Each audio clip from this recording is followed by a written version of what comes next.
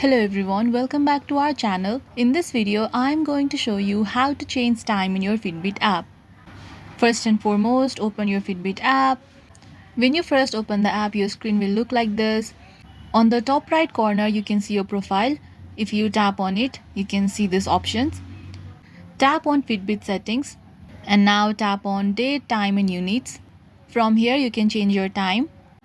Now tap on time zone. Here you can see two options, set automatically and time zone. If you want to have the time same as the place that you are living in, then you can simply toggle this set automatically option on.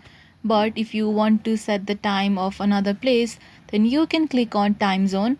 Here you will find many options to choose from. Scroll until you find the time zone that you want to set.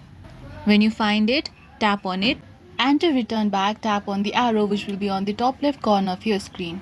And this is how you change time in your Fitbit app. I hope you found this video useful. If you liked this video, please give it a thumbs up, hit subscribe and let me know in the comments if you have any queries. Thank you for watching.